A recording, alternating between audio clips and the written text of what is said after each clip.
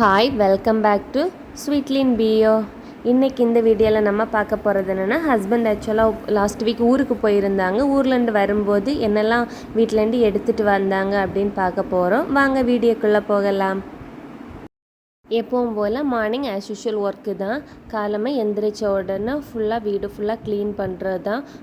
ஹஸ்பண்டும் பாப்பாவுமே 2 பேருமே ஊருக்கு போயிருந்தனால டைமே போகலை, வீடு வெறிஞ்சொடியாக இருந்தது. சரி, அதனால் எக்ஸ்ட்ரா கொஞ்சம் கார்டன் ஒர்க் எல்லாம் பண்ணலான்னு அன்னைக்கு அதிகமாக வேலை செய்துட்டு இருந்தேன். வந்த உடனே ஹஸ்பண்டுக்கு மட்டும் டீ போட்டு கொடுக்கலன்னு வேறு எல்லாத்தையும் தயிர் உரைய வச்சுட்டு 1 கப் மட்டும் பால் எடுத்து வச்சுருந்தேன். ஏன்னா ஹஸ்பண்டும் பாப்பா மட்டும்தான் வீட்டில் டீயோ பாலோ சாப்பிடுவாங்க. அப்புறம் ஹஸ்பண்ட் வந்த உடனே திங்ஸை எல்லாம் எடுத்து அரேஞ்ச் பண்ணுறது தான். இல்லைனா எல்லாம் ஃப்ரூட்ஸ் எல்லாம் இருக்கும், இப்படி அப்பா ஃப்ரூட்ஸ் எல்லாம் கொடுத்து விடுவாங்க. இதில் இருக்க எல்லா ஐட்டம்ஸுமே சென்னையில் கிடைக்கும். இருந்தாலும் அவங்க ஒரு ஆசையில் கொடுத்து விடுறது. இந்த மாதிரி பெரிய கிரேப்ஸ் பிடிக்கும் அப்படின்னு சொல்லிட்டு எப்போவுமே நான் போயாச்சுன்னா கிரேப்ஸும் வாங்கி வச்சுருப்பாங்க. ஆக்சுவலாக அப்பா வந்து ஃப்ரூட்ஸ் கடை, அதனால் மோஸ்ட்டாக அங்கேண்டே எடுத்துகிட்டு வந்துடுவாங்க. கிரேப்ஸ் அங்கேண்டே கொடுத்து விட்டது. இதை நாங்கள் பாஞ்சி பழம் அப்படின்னு சொல்லுவோம். இது எங்கள் வீட்டிலே நிற்குது. ஆக்சுவலாக இங்கே சென்னையில் முள் சீத்தாப்பழம் அப்படின்னு சொல்லுவாங்கன்னு நெட்டில் பார்த்துருக்கேன். இந்த பாஞ்சி பழத்தோட லீஃப் எல்லாமே ரொம்ப நல்லது, கேன்சருக்கெல்லாம் நல்லது அப்படின்னு சொல்லிட்டு அப்பாட்ட சொல்லி கடையில் உள்ளவங்க வந்து வாங்குவாங்க. எதுக்குன்னா அந்த லீஃபை வந்து தண்ணி காய்ச்சி குடிப்பாங்க. கேன்சருக்கு பெஸ்ட்டு அப்படின்னு சொல்லிட்டு தான் வாங்கிட்டு போவாங்க. அப்புறம் ஆப்பிள் கொடுத்து விட்ருந்தாங்க. அப்புறம் இந்த சேம்பக்காய், ஆக்சுவலாக இது வீட்டில் விளைஞ்சது தான். இதில் வந்து 2 டைப்ஸ் உண்டு. பிங்க் கலர்லேயும் இருக்கும், இந்த மாதிரி க்ரீன் கலர்லேயும். கொஞ்சம் புளிப்பாட்டு கொஞ்சம் இனிப்பாட்டு நல்லாவே இருக்கும். இப்போ வந்து இது இங்கேயுமே சென்னையிலையுமே எல்லா கடையிலையுமே கிடைக்கிது.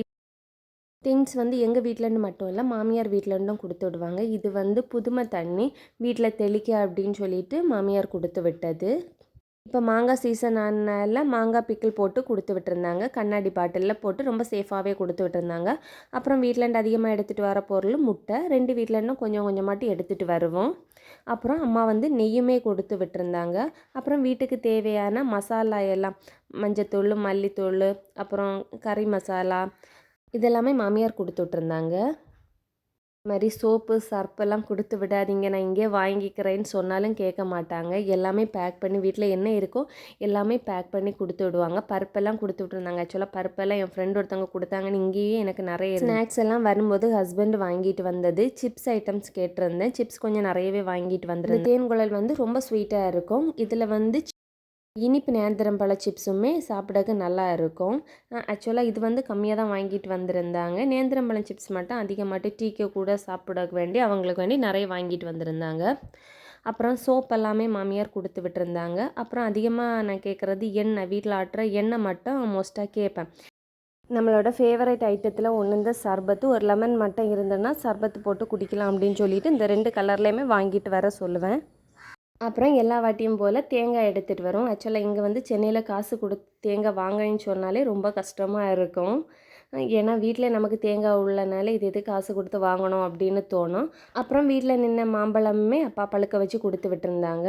அப்புறம் வந்த பிறகு ஃப்ரூட்ஸை எல்லாமே எடுத்து வச்சுட்டேன். எடுத்து வச்சு க்ளீன் பண்ணால் தான் இடமே க்ளீன் ஆகும்.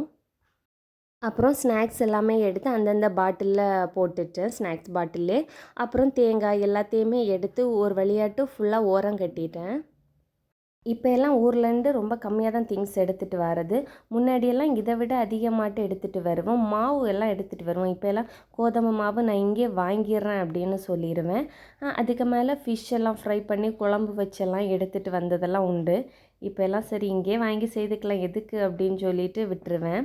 அப்புறம் முட்டையெல்லாம் ரொம்ப சேஃபாகவே வந்துடுச்சு. அதையெல்லாம் அழகாக பேப்பரில் பேக் பண்ணி தந்து விடுவாங்க, பிளாஸ்டிக் பாட்டிலில் வச்சு. திரும்ப ஊருக்கு போகும்போது இந்த பாட்டிலில் வந்து துணி எல்லாம் சுற்றி வச்சு எடுத்துகிட்டு போயிடுவேன் பாட்டிலுக்கு உள்ள. ஏன்னா வீட்டில் பாட்டில் மட்டும் அதிகமாக கேட்பாங்க. அடுத்த வாட்டி ஏதாவது எடுத்துகிட்டு போகணும் அப்படின்னா பாட்டிலையும் கண்டிப்பாக கொண்டே வந்துடணும் அப்படின்னு. எங்கள் வீட்டில் நாங்கள் 3 பேருமே முட்டை பிரியர்கள்னு சொல்லலாம். 3 பேருமே முட்டை நல்லா சாப்பிடுவோம்.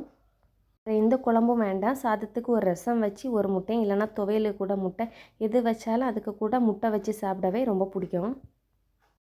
எடுத்துகிட்டு வரும்போது இருக்கிறதுலே சின்ன தேங்காய் பார்த்து தான் எடுத்துகிட்டு வருவேன். ஏன்னா எங்களுக்கு சின்ன தேங்காவே ஒரு தேங்காவே ஒரு 4 நாளுக்கு போதுமாக இருக்கும். அதனால் தேங்காயெல்லாம் இப்போ வந்து ரொம்ப கம்மியாகிட்டு, ஸ்டார்டிங்லலாம் தேங்காய் வந்து 15 20 தேங்காய் எடுத்துகிட்டு வந்துட்டு இருந்தேன்.